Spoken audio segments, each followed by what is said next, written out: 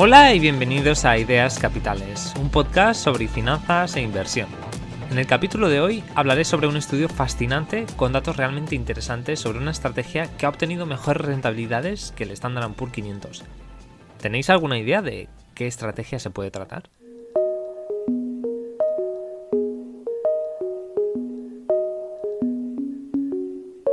Antes de lanzarnos al tema del episodio, tengo algo que anunciar sobre el podcast. Como algunos de vosotros sabréis, actualmente soy candidato al nivel 1 de CFA. Originalmente mi examen estaba previsto para diciembre, pero con el tema de la pandemia lo he pospuesto a febrero. Si bien aún no tengo muy claro si se cancelará o no, el examen de diciembre ya se ha cancelado, yo tengo que prepararlo pues como si fuera a suceder. Y quedan justo 90 días para mi examen, por lo cual he decidido parar el podcast hasta que me examine. Se trata simplemente de un tema de prioridades. Si bien disfruto haciendo el podcast y la recepción del mismo parece ser buena, quiero asegurarme de dedicarle el tiempo suficiente y necesario al examen y limitar todos mis demás proyectos.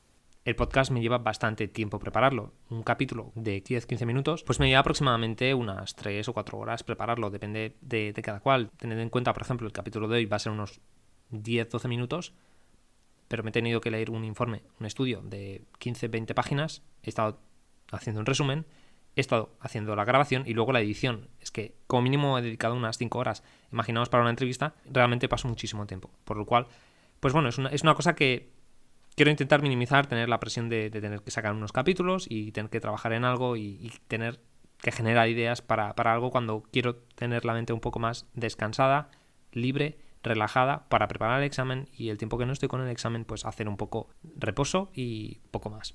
¿Cuándo estará de vuelta el podcast? Por una parte me es imposible decirlo, porque depende de si se cancela o no mi examen. Es decir, el examen de febrero no sé si se va a cancelar. Si no se cancela, espero poder volver en algún momento de marzo de 2021. Por otro lado, si lo cancelan, pues ahí ya no sé exactamente qué es lo que voy a hacer. En todo caso, avisaré en Twitter, así que seguidme en la red social. El nombre del Twitter es @ideas_capitales. Y ahora sí, vamos al tema del podcast. Pero antes quiero hacer un disclaimer. A la hora de invertir, rentabilidades pasadas no garantizan ni son indicativas de rentabilidades futuras. Lo que se menciona en este podcast no es una recomendación de inversión y cada persona es responsable de hacer su propio análisis antes de comprar o vender cualquier instrumento financiero. Y dicho esto, vamos allá. El tema que traigo hoy no es otro que el de las empresas que pagan dividendos. Más concretamente, me voy a centrar en los dividend aristocrats o aristócratas del dividendo en español. Empezamos con una definición. Se conoce como aristócratas del dividendo el índice compuesto por aquellas empresas que cumplan 3 condiciones. 1. Que coticen en el Standard & Poor's 500. 2. Que tenga una capitalización bursátil de al menos 3.000 millones de dólares. Y 3.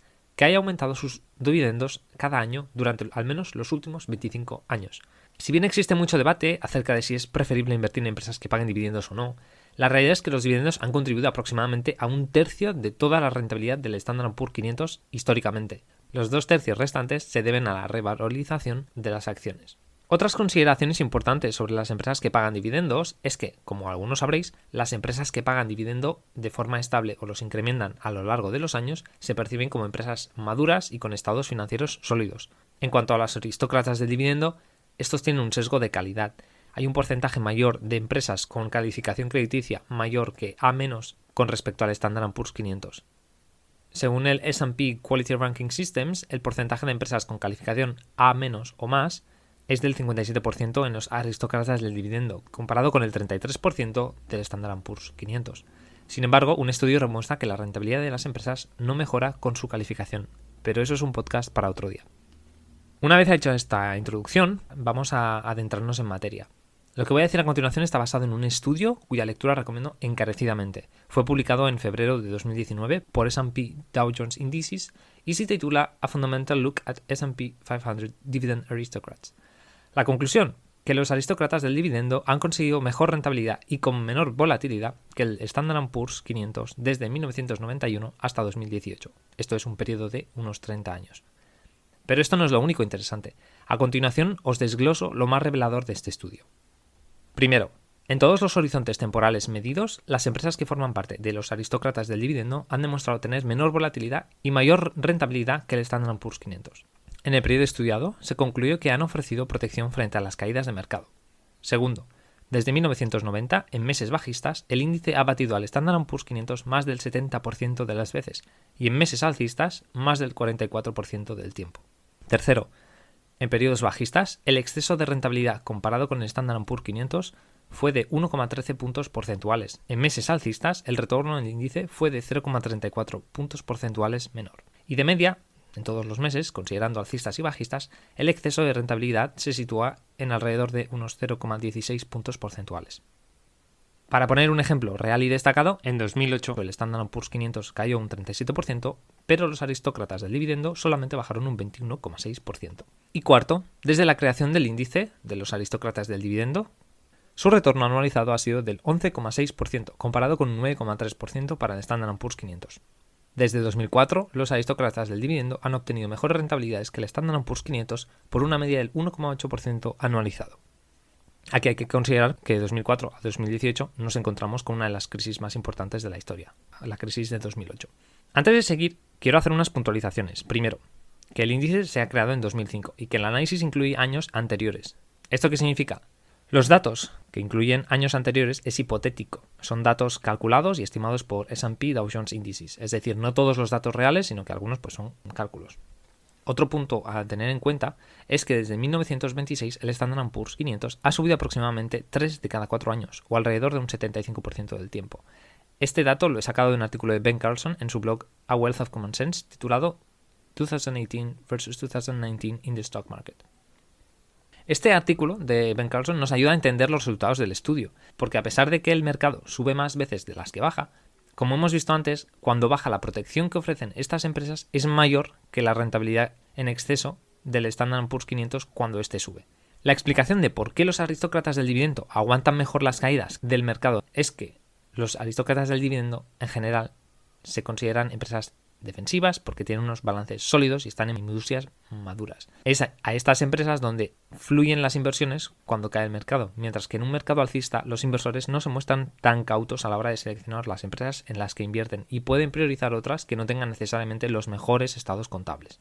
Recientemente el Wall Street Journal publicó un artículo donde se miraba cómo habían sido afectados los aristócratas del dividendo con respecto al Standard & Poor's 500 en el periodo de caídas de 2020. El artículo se publicó el 25 de octubre y se tituló Dividend Darlings Trail Stock Market Despite Pumped Up Yields. En él se decía que mientras la rentabilidad de los aristócratas del dividendo había bajado un 0,7% en 2020, el Standard & Poor's 500 subió un 7,3%. A día de hoy, esa distancia se ha reducido. La gráfica del artículo se sigue actualizando con datos diarios. Y a 24 de noviembre, los aristócratas del dividendo han tenido una rentabilidad del 6,7% comparado con un 12,5% para el Standard & Poor's en lo que va de año.